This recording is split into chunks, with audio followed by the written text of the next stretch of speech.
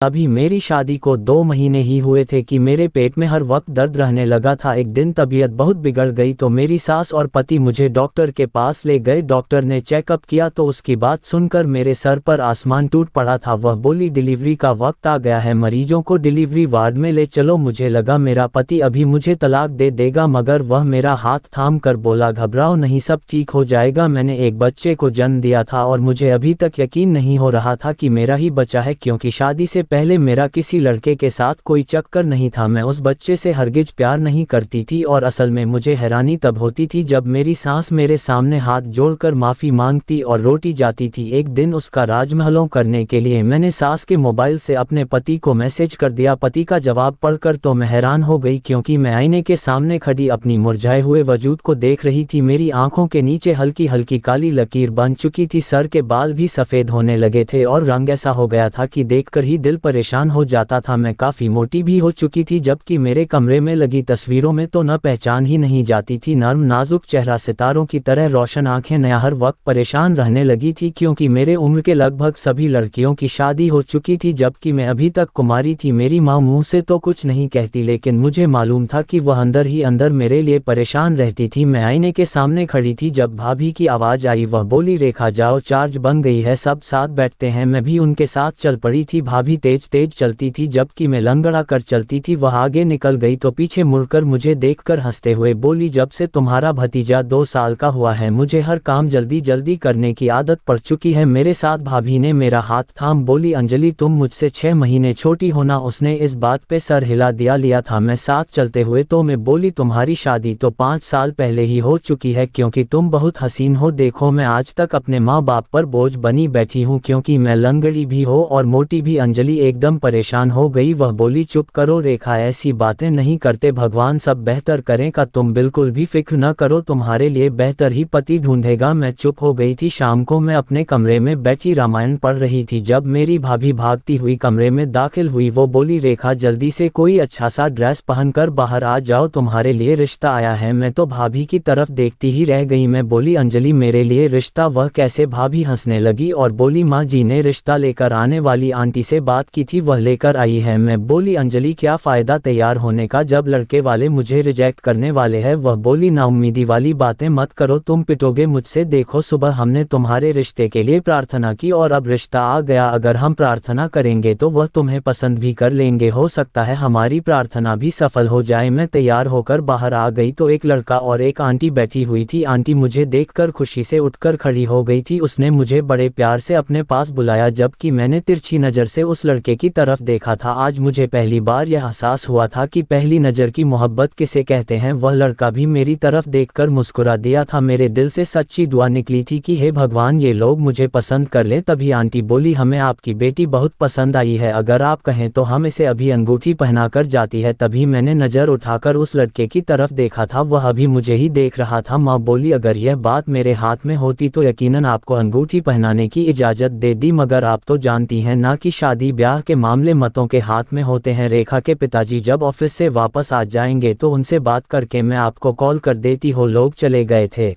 मगर मेरा दिल अभी तक बेहद धड़क रहा था। फिर ये हुआ कि मेरे सारे फैसले भगवान ने अपने हाथ में ले लिया। दोनों तरफ से ही हाँ हो गई थी और सिर्फ 1 महीने बाद ही शादी की तारीख भी तय हो गई थी। मैंने अपने घर वालों को सख्ती से मना कर दिया था कि मुझे धूमधाम से शादी नहीं करनी। मेरे दिल में यही डर था कि लोग मुझे देखकर हंसेंगे। मेरे घर वालों ने भी मेरी इस बात को मान लिया था और बिल्कुल वैसा ही किया जैसा मैंने कहा था। घर वालों ने शादी के जोड़े में मुझे विदा किया था और मैं अमन की दुल्हन बन चुकी थी। मैं बहुत खुश थी। थोड़ी देर बाद ही अमन कमरे में आ गया था, वह भी खुश लग रहा था। उसने मुझे मुंह दिखाई रस्म पर अंगूठी पहना दी थी और बोला, रेखा ने आज बहुत खुश हूं कि तुम मेरी जिंदगी में शामिल हो चुकी हो। जबकि मुझे अभी तक इस बात पर यकीन ही नहीं हो रहा था। ऐसे कैसे हो सकता था कि वो एक मोटी सी बेरौनक लड़की को पाकर खुश हो गया हो। मैं बोली, मुझे एक बात पूछनी थी, आप मुझे ये बताएं कि आपने मेरे साथ शादी क्यों की है। वो मेरे सवाल पर हंस दिया। वो बोले, जाहिर सी बात है, तो मुझे अच्छी लगी थी इसीलिए मैंने कर ली शादी। में सवाल सही सवाल निकाल रही रही थी ताकि अमन का जवाब सुनकर मेरे मुरझाए हुए दिल को सुकून मिल जाए। मैं बोली, मुझमें क्या पसंद आया था आपको? वो बोले, तुम्हारी ओरिजिनल की तुम जैसी हो वैसे ही हमारे सामने आ गई थी, तुमने खुद को मेकअप करके पर्दे में नहीं छुपाया था। मैं मुस्कुरा दी। मेरी शादी के बाद ही खूबसूरत लम्हे शुरू हो गए थे। मेरा पति मुझ पर जान न्यौछावर करता था, जबकि मेरी सास तो मेरा अपने माँ बाप की तरह ही ख्याल रखती थी। मैं बहुत मोटी हो चुकी थी, अमन के साथ में बिल्कुल भी जर्जरता नहीं थी, इसीलिए मैंने सोचा कि डाइटिंग शुरू कर दी, मगर मेरे सास ने साफ मना कर दिया और बोली, अगर तुम स्मार्ट हो गए ना तो अमन को बिल्कुल भी अच्छी नहीं लगेगी। यह बात सुनकर मैं हैरान हो गई थी। खैर, हर शाम मेरी सास अमन के आने से पहले मुझे कुछ न कुछ मीठा जरूर खिलाती थी, जो कि मैं उनकी मोहब्बत समझकर खा लिया करती थी। आज मेरी सास ने मुझे केक खिलाया था, जिसे खाते ही मेरे पेट में जोरों से दर्द शुरू हो चुका था। अब तो हर रोज ऐसा ही होता था। मेरी सास जब भी मुझे कुछ मीठा खिलाती थी तो मेरे पेट में दर्द शुरू हो जाता था। जब तक अमन घर आते तब तक मैं दर्द से परेशान हो जाती थी और फिर वह सारी रात मेरे लिए जागता रहता था। यूं हम दोनों को एक दूसरे के साथ बैठकर बहुत सारी बातें करने का मौका ही नहीं मिल आता था। मैं इस वजह से बहुत परेशान थी। मैंने सोचा क्यों ना मैं अपनी सास का दिया हुआ मीठा खाओ ही नहीं, क्योंकि मुझे अपनी सास पर शक होने लगा था कि शायद वह मेरी और अमन के प्यार से जलने लगी थी और हमें एक दूसरे से दूर रखने की कोशिश कर रही थी। आज शाम मेरी सास मेरे लिए कस्टर्ड बनाकर लाई थी, तो मैं बोली, मांझी मैं इसे अपने कमरे में जाकर खा लूंगी। वो कहने लगी, अभी मेरे सामने घाव। मैंने बहाने से कहा, मुझे उल्टी जैसा लग रहा है। वो बोली, जब ठीक हो जाएगा ना तब खा लेना। मेरी सास मुस्कुरा दी थी। मैंने अपने कमरे में आकर उस कस्टर्ड को खाने के बजाय छुपा दिया था। मुझे लगा था कि आज मेरे पेट में दर्द नहीं होगा, मगर मेरा अंदाजा गलत निकला था। मेरे पेट में दर्द शुरू हो चुका था और आहिस्ता आहिस्ता वह बढ़ने लगा था। मैं दर्द से कराहने लगी थी। मेरी सास मेरे कमरे में भागकर आई और बोली, क्या बात है बेटी? ने रोते हुए बोली, अमन को बुला लो, मेरी तबीयत बहुत खराब है। तब तक अमन भी आ चुके थे। उन्होंने मेरी हालत देखी, वह जल्दी से मुझे अस्पताल लेकर गए। मेरी सास मुझे दिलासा देती रही। अस्पताल पहुंचकर मुझे इमरजेंसी वार्ड में एडमिट कर दिया गया। डॉक्टर ने चेकअप किया तो बोला, पेशेंट के डिलीवरी का समय आ गया है, पेशेंट को डिलीवरी वार्ड में लेकर चलो। मैं हक्का बक्का हो गई थी और उस डॉक्टर की तरफ देखती रह गई थी। मैं चिल्लाई और बोली, यह नामुमकिन है, क्योंकि मेरी शादी को तो अभी सिर्फ 2 महीने ही हुए हैं। मुझे लगा था कि मेरा पति अभी मुझे तलाक दे देगा, इसीलिए मैं बहुत डर गई थी। मैं गुस्से से बोली, अमन मुझे इस अस्पताल से ले चलो, मुझे नहीं करवाना यहाँ इलाज। ये डॉक्टर पागल है, मुझ पर इल्जाम लगा रही है। लेकिन मेरा दर्द अब धीरे धीरे बढ़ता जा रहा था।